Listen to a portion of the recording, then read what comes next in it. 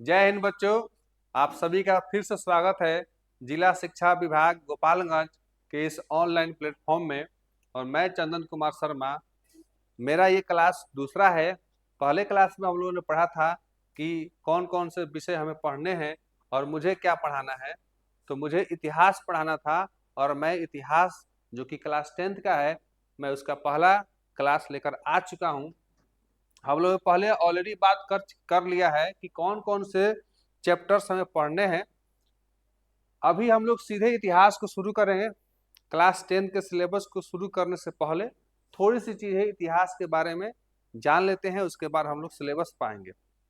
लेकिन उससे पहले हम लोग को ये ध्यान देना है कि हम लोग की जो पूरी क्लास की जो जर्नी होगी, पूरा साल भर जो हम लोग पढ़ेंगे, उसमें सबसे ज्यादा जो प्रायोरिटी होगी वह क्लास 10th के एग्जाम को लेकर होगी बात।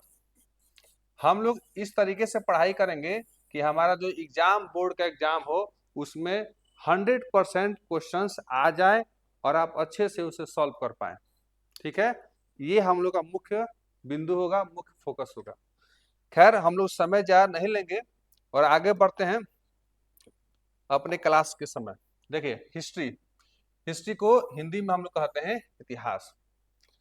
हिस्ट्री जो वर्ड है वह ग्रीक भाषा से आई है। कौन से भाषा से आई है? ग्रीक भाषा से आई है। तो जो ग्रीक भाषा है वो कौन सी है? तो ग्रीक भाषा हिस्टोरिया। हिस्टोरिया एक ग्रीक वर्ड है और इस ग्रीक वर्ड का अर्थ होता है खोज, खोज या अनुसंधान, अनुसंधान के द्वारा प्राप्त, के द्वारा प्राप्त ज्ञान। हम लोग इतिहास को केवल इस तरीके से नहीं कह सकते हैं कि बीते हुए कहानियों को हम इतिहास कहते हैं, बिल्कुल भी नहीं। बीते हुए कहानी ठीक है, लेकिन वो कहानी खोज और अनुसंधान से प्रूव्ड होनी चाहिए। ऐसा नहीं कि कोई दंत कथा है हम उसे भी इतिहास कह दें, तो यह बिल्कुल भी नहीं चलेगा। इसके बाद हम लोग सीधे आगे बढ़ते हैं। हम लोगों ने इतिहास के वर्ड के बारे में समझा। इसके बाद हम लोग बिना किसी देरी के हम लोग आगे बढ़ेंगे। इतिहास वह विषय है, इतिहास वह विषय है जिसमें मानव के भूतकाल यानी बीता हुआ कल, पास्ट की घटनाओं, समाज, संस्कृति, राजनीति और आर्थिक जीवन का अध्ययन किया जाता है। इतिहास क्या है?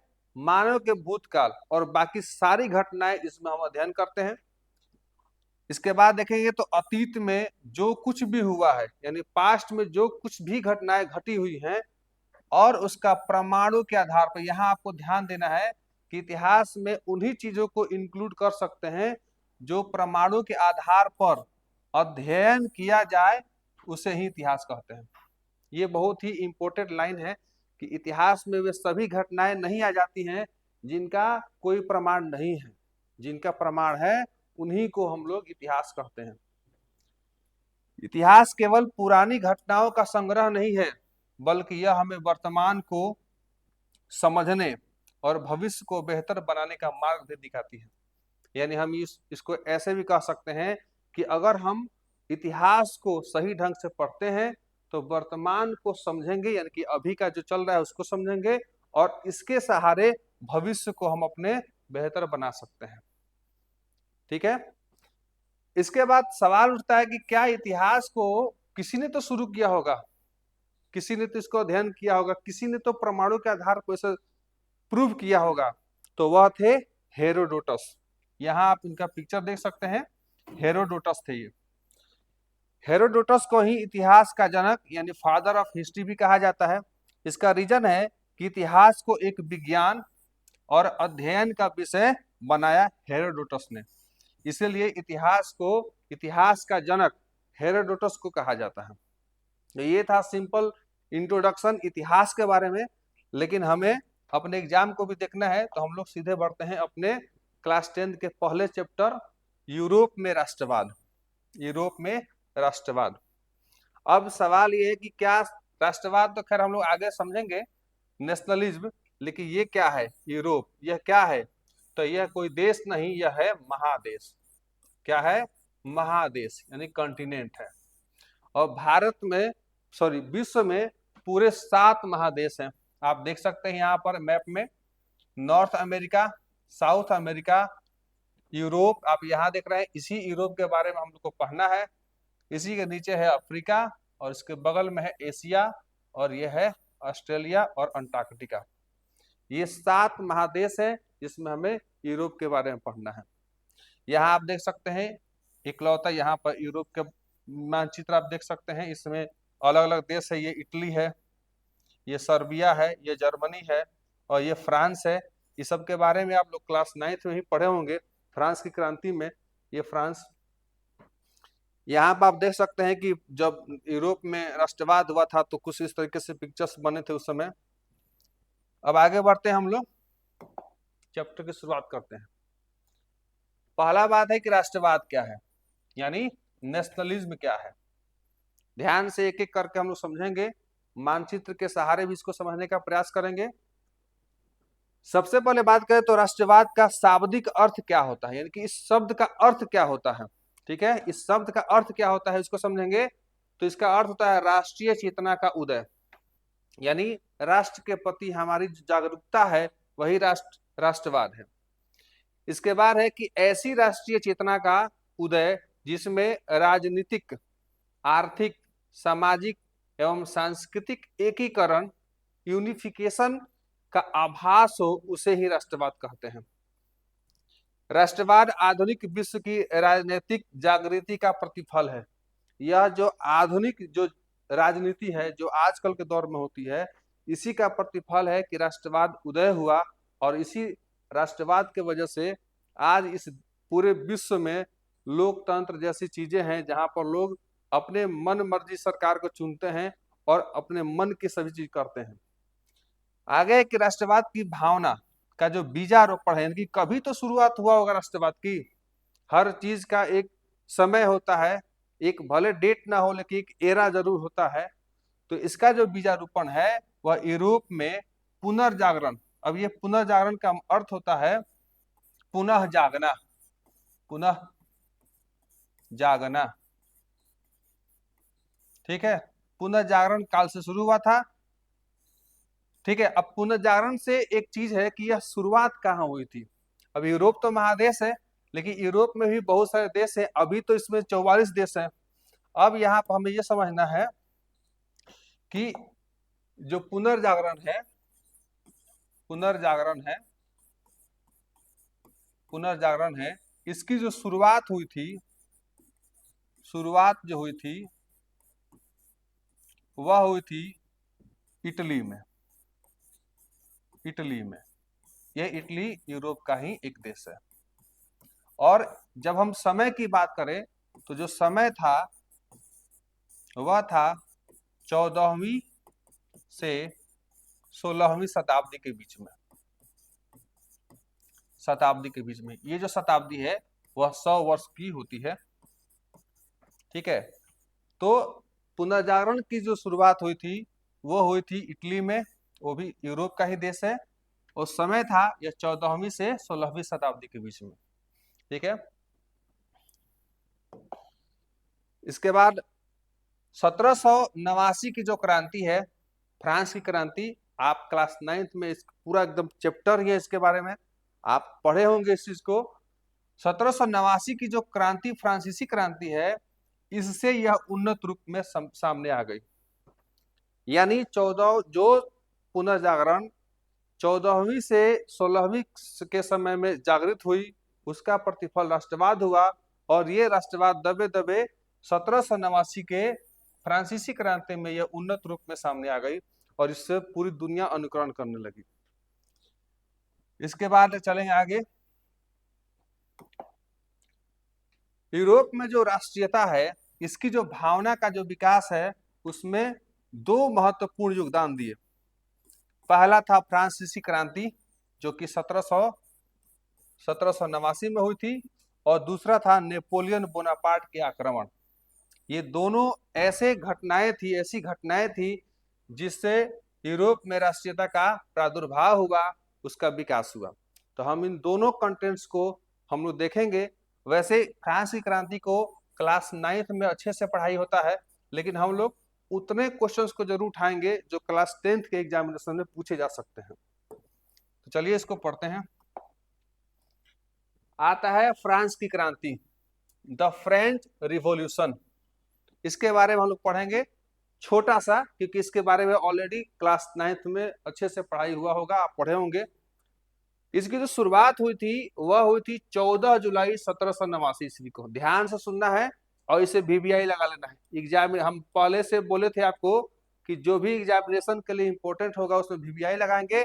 इसको आराम से आप याद करेंगे क्योंकि ये एग्जाम में आएगा। इसके बाद इसी दिन हुआ क्या था, एक बेस्टिल का पतन। अब ये है क्या बेस्टिल, आप यहाँ पिक्चर में देखिए। यहाँ पर ये जो पिक्चर में आप देख रहे हैं ये है बेस्टिल।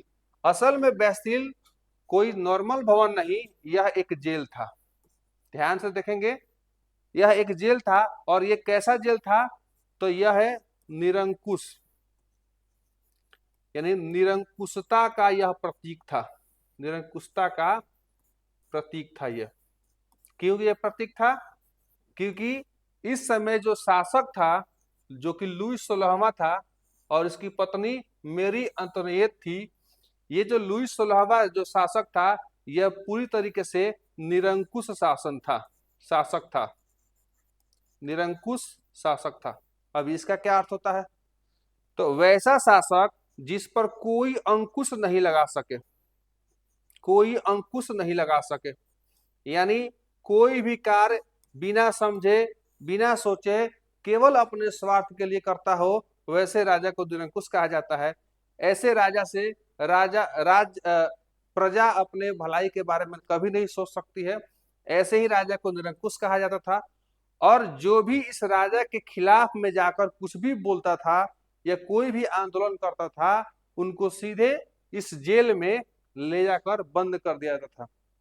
लेकिन फ्रांस की जनता ने 14 जुलाई को एक क्रांति करती है, और उस क्रांति में सबसे पहली घटना यही होती है कि इस बेस्टिल, देख सकते हैं यहाँ पर जो लोग आए हैं यहाँ इकट्ठा हुए हैं, और इस बेस्टिल के दीवारों को तोड़ देते हैं और यहाँ से उन सभी लोगों को आजाद करवा लेते हैं।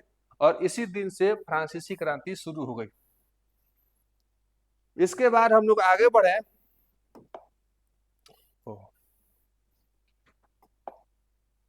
क्या पूरा क्लीन हो गया क्या सर?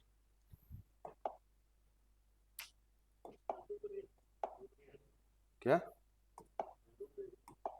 हाँ, इसके बाद हम आगे बढ़े।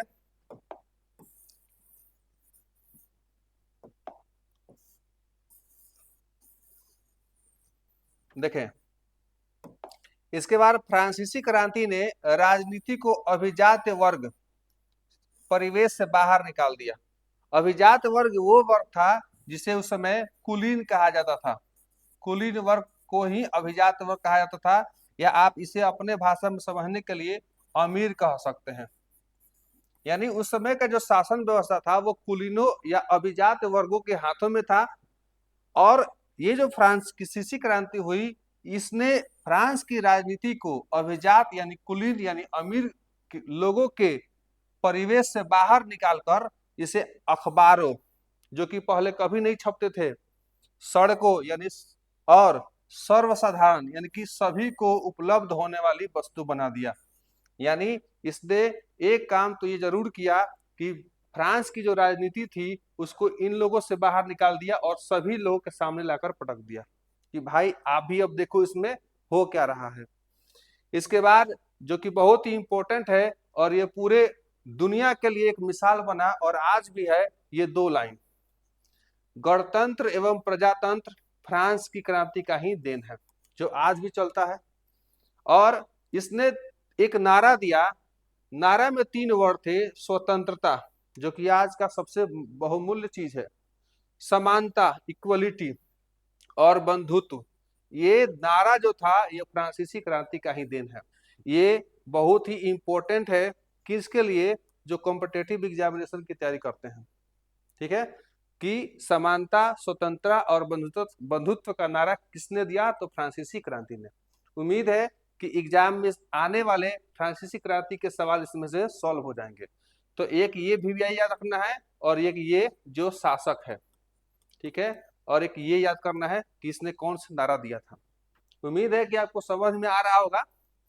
आगे चलेंगे, जब भी कोई दिक्कत होगा तो जरूर कमेंट बॉक्स में कमेंट करेंगे। इसके बाद जो दूसरा इंपॉर्टेंट फैक्ट था, नेपोलियन बोनापार्ट, जिसने राष्ट्रवाद पर बहुत ही भूमिका निभाई थी यूरोप में राष्ट्रवाद को लेकर, उसके बारे में समझेंगे। आप इस पिक्चर को देखिए, यही है नेपोलियन बोनापार्ट। बहुत ही महत्वाकांक्षी व्यक्ति था यह। इसका जन्म 15 अगस्त 1789 कोर्सिका द्वीप अजासियो शहर में हुआ था। एक द्वीप था कोर्सिका, यहीं पर इनका जन्म हुआ था।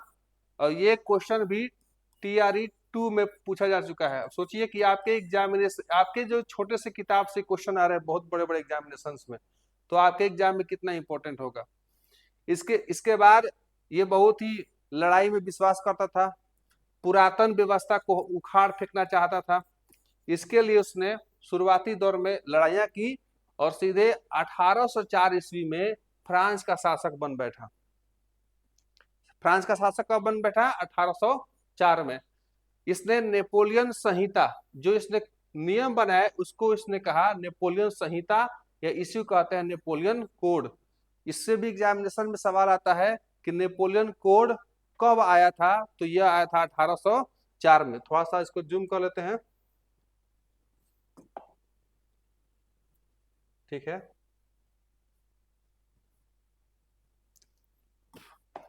1804 में आया था नेपोलियन संहिता। अब इसमें कुछ चीजें बदलाव की थी, जो कि यूरोप के, फ्रांस के देश ने और यूरोप के बाकी देशों को भी यह पहली बार देखने को मिला था। वो क्या था उसको देखेंगे, यह पहली बार अनुभव किया गया था। देखिए इस कोड में क्या किया था कि जन्मजात विशेषाधिकार समाप्त कर दिया। यूरोप में उस समय जो भी विशेषाधिकार समझते हैं कि एक ही व्यक्ति को वह दिया जाएगा, यानी जैसे समझिए कि अगर फादर किसी पोस्ट पर है तो उसी का कोई सगा संबंधी या उसका जो बेटा होगा वो उस पोस्ट के लिए होगा। इसी को कहते हैं विशेषाधिकार, यानी किसी एक को ही अधिकार देना। इस चीज को उसने, जो जन्मजात था उसको हटा दिया। बहुत अच्छा काम किया। इसके बाद नागरिकों के संपत्ति संबंधित अधिकारों की सुरक्षा भी की। यानी उस समय नॉर्मल इंसान, नॉर्मल नागरिक अपने लिए संपत्ति जमा नहीं कर सकते थे, जो कि बहुत ही गलत था। इसको इसने शुरू किया। इसके बाद कानून के समक्ष समानता का सिद्धांत अपनाया। यानी इसका अर्थ यह हुआ कि उस जमाने में जो कुलीन वर्ग के लोग हुआ करते थे, उनका जो अपराध और जो सामान्य लोग हुआ करते थे उनके अपराध में बहुत का अंतर था। कुलीन लोगों को कम से कम सजा मिलती थी, जबकि नॉर्मल नागरिकों को बहुत ही ज्यादा सजा मिलती थी। तो इसको इसने अपनाया कि भाई नहीं, कानून के सामने सभी लोग क्या है, समान है। इसके बाद सामंती व्यवस्था यूरोप में बहुत ही प्रचंड थी। इस सामंती व्यवस्था को भी उसने समाप्त कर दिया।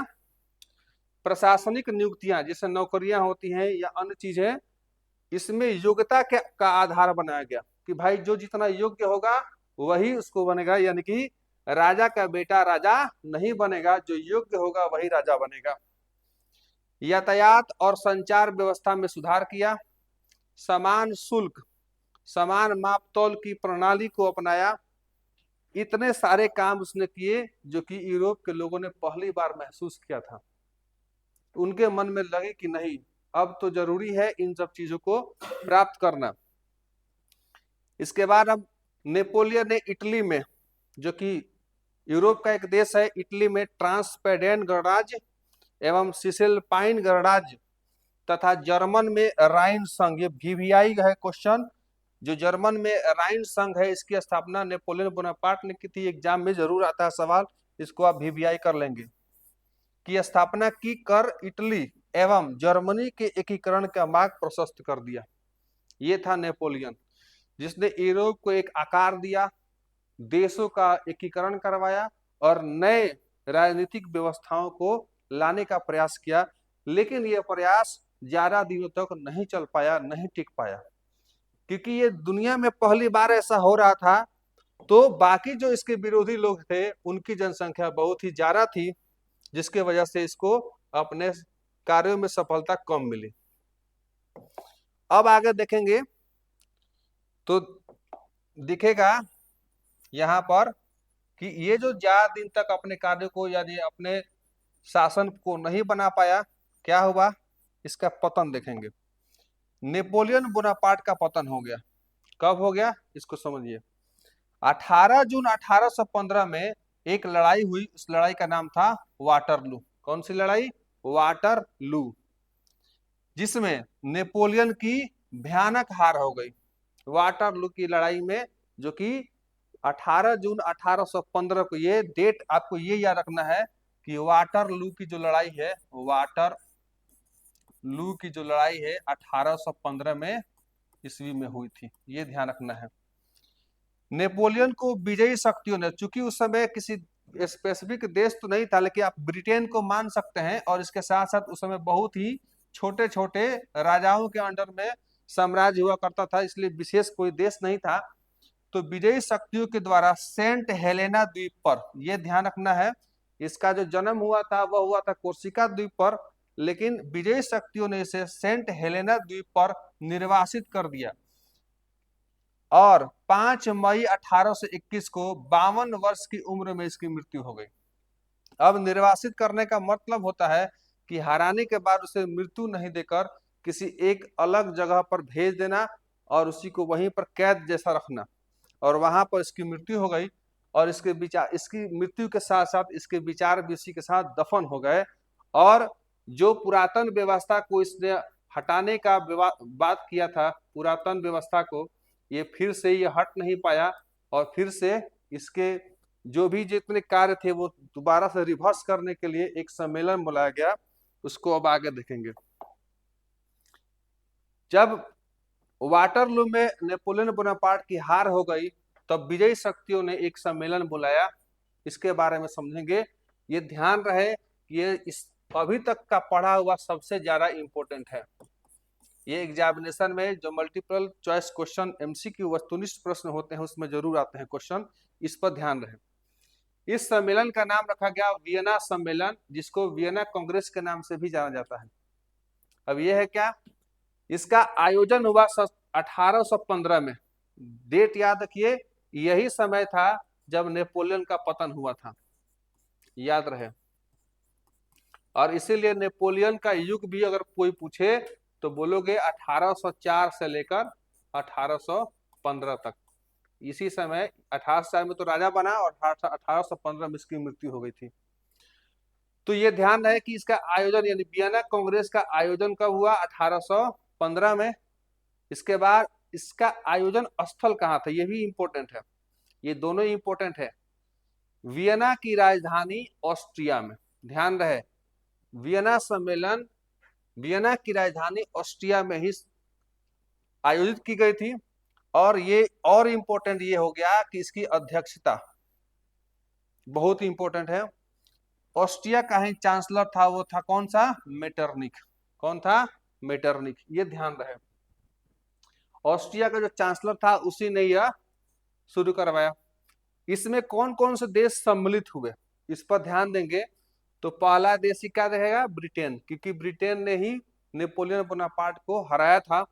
इसके बाद इसके साथ ही रूस, प्रसा और ऑस्ट्रिया, ये विजयी शक्तियां थी और इन्होंने ही इस बैठक को बुलाया था। इस बैठक का उद्देश्य क्या था, यह ध्यान देने वाली बात है।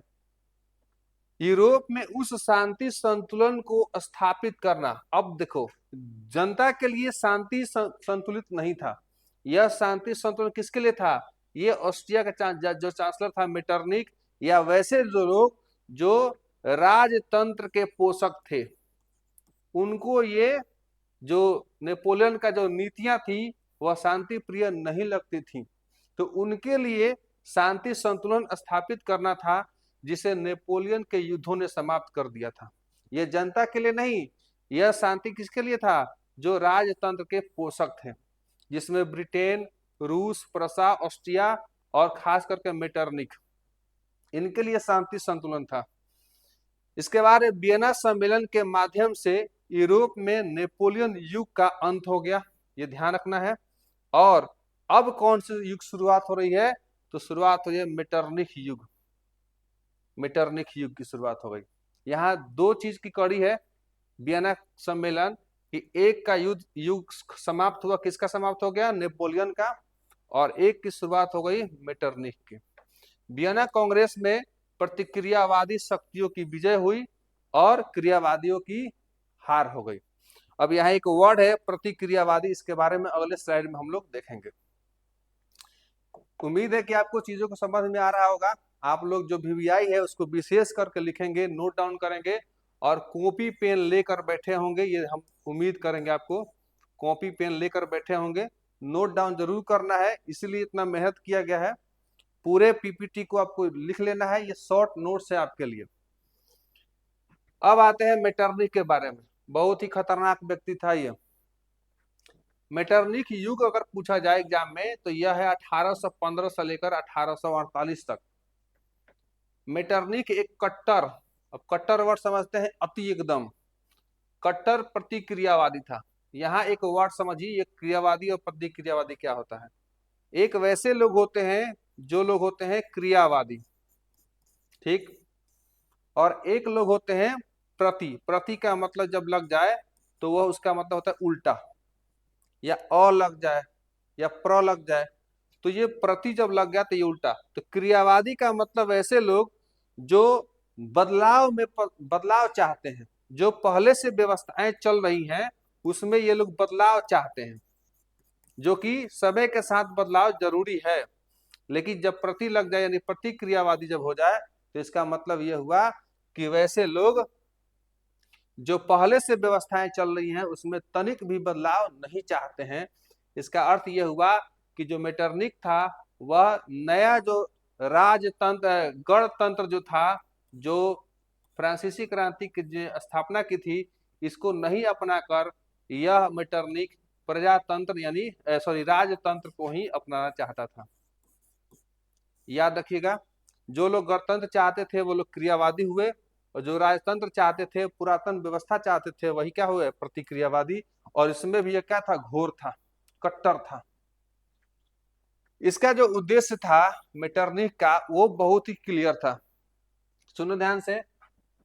जनता एवं प्रजातंत्र का विरोध करना और यहां ध्यान दो पुरातन व्यवस्था की पुनर्स्थापना करना। यानी जिसको नेपोलियन ने और फ्रांसीसी क्रांति ने हटाया था, किसको हटाया था, पुरातन व्यवस्था को, उसको फिर से लाने का यह प्रयास किया। उसके बाद मेटरनिख ने इटली पर प्रभाव स्थापित रखने के लिए इसे कई राज्यों में बांट दिया ताकि यह कंट्रोल में आए। क्या क्या किया, तो सिसिली और नेपल्स को बुर्बो वंश के शासक फर्डिनेंड को दे दिया। रोम जो कि वहां की राजधानी थी को पोप को सौंप दिया। लोम्बार्डी एवं वेनेसिया पर ऑस्ट्रिया का प्रभुत्व कायम हुआ। परमा, मोडेना और टस्कनी को हैम्सबर्ग राजवंश को दे दिया। आप देखेंगे तो इस सभी में राजतंत्र झलक रहा है, को दे दिया। इसके बाद ये बहुत इंपॉर्टेंट लाइन है, जर्मनी में 39 रियासतों का जर्मन संघ, जिसको हम लोग राइन राज्य भी कहते हैं, जिसकी स्थापना किसने की थी, नेपोलियन ने की थी। अभी हम लोग पीछे पढ़े थे, नेपोलियन ने की थी। इसको कायम रखा गया, इसको हटाया नहीं गया, जिस पर अप्रत्यक्ष रूप से किसका कब्जा रखा गया, ऑस्ट्रिया, जो कि निरंकुश एक देश था, जो भी पुरातन व्यवस्था को ही पोषित था। मेटरनिख ने फ्रांस में भी पुरातन व्यवस्था की पुनर्स्थापना कर दी, फ्रांस पर बुर्बो वंश की पुनर्स्थापना कर दिया। ये ध्यान रखना है, ये इंपॉर्टेंट है। क्वेश्चन आएगा कि बताओ फ्रांसीसी क्रांति के बाद वियना कांग्रेस हुआ और उसके बाद पुनः पुरातन व्यवस्था को लागू किया गया, उस समय कौन से राजवंश को सौंपा गया, कौन से राजवंश को पुनः स्थापित किया गया, तो वह था बुर्बो वंश। ये ध्यान रहिए, क्वेश्चन एग्जाम में आता है। और राजा बनाया गया किसको, लुई 18वां को। याद रहे, हमने अभी पढ़ा था कि जो 1789 की जो क्रांति हुई थी उस समय राजा था लुई 16वां, याद रहे 16वां। और अभी कौन सा बन गया है? लुई 18वां। कौन सा बन गया है? लुई 18वां। तो मेटरनिख के बारे में आपने इतना समझ लिया। मेटरनिख युग इतना 1815 से 1848 तक था और यह एक घोर प्रतिक्रियावादी था। इसको आपको वीवीआई लगा लेना है। वीवीआई कहने का मतलब ये समझ जाना कि एग्जाम में आएगा या आ रहा है कई सालों से। इसके बाद हम लोग आगे बढ़ेंगे लुई 18वां में, और ये आज का हमारा लास्ट सेशन होगा, क्योंकि छोटे छोटे पार्ट्स में पढ़ेंगे तो ज्यादा जल्दी से और ज्यादा याद हो पाएगा। और याद भी क्यों करना, हम लोग अगर रिवीजन करें समय समय पर तो हम कोई टॉपिक नहीं भूलेंगे और अपने एग्जामिनेशन में अच्छे से मार्क्स ला सकते हैं। तो यह आज का हम लोग का आखिरी टॉपिक है, वह है लुई 18वां। इसके बारे में समझ लेते हैं, उसके बाद हम लोग आगे बढ़ेंगे अगले क्लास में। इसने फ्रांस की बदली हुई परिस्थितियों को समझा, देखा कि भाई बहुत गर्मा गर्मी है इसमें, राजतंत्र में कुछ लोग राजतंत्र के पोषक हैं और कुछ लोग गणतंत्र के पोषक हैं। तो इसने दिमाग लगाया कि नहीं भाई, बहुत ही इधर उधर उथल पुथल चल रही है। तो परिस्थितियों को समझा, फ्रांसीसी जनता पर पुरातन व्यवस्था को थोपने का प्रयास नहीं किया। यहाँ बहुत अच्छा काम किया। एक राजा होने के बाद भी पुरातन जो कि राजतंत्र था उसको इसने थोपने का प्रयास नहीं किया। इसने प्रतिक्रियावादी तथा सुधारवादी, जो हम लोग अभी बात किए थे, यानी कि प्रतिक्रियावादी और क्रियावादी, जिसे सुधारवादी भी हम लोग कह सकते हैं, सुधारवादी के मध्य सामंजस्य स्थापित करने का प्रयास किया, यानी कि दोनों को लेकर चलने का प्रयास किया, प्रतिक्रियावादियों को भी और सुधारवादियों को भी, यानी कि क्रियावादी को। 2 जून 1814 ईस्वी को सम्राट की ओर से एक संवैधानिक घोषणा पत्र जारी किए गए, जो कि 1848 तक फ्रांस में चलते रहे। यह घोषणा पत्र संवैधानिक यहाँ लगा हुआ है, यानी कि संविधान के अनुरूप था। यह नहीं चाहता था कि हम किसी के ऊपर राजतंत्र यानी कि पुरातन व्यवस्था थोपे, तो इसने एक घोषणा पत्र तैयार किया जो कि संवैधानिक था, जिसे फ्रांस की जनता ने अपनाया भी और यह 1848 तक चला भी। लेकिन एक छोटी सी गलती भी इसके सामने इसने कर दी, और जिसके वजह से इसके सामने एक क्रांति को झेलना पड़ा।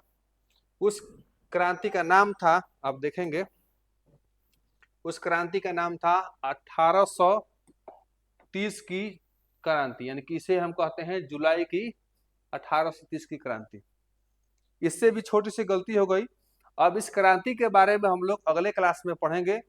उम्मीद है कि आपको इतना समझ में आया होगा और आप इसे जरूर नोट डाउन करेंगे।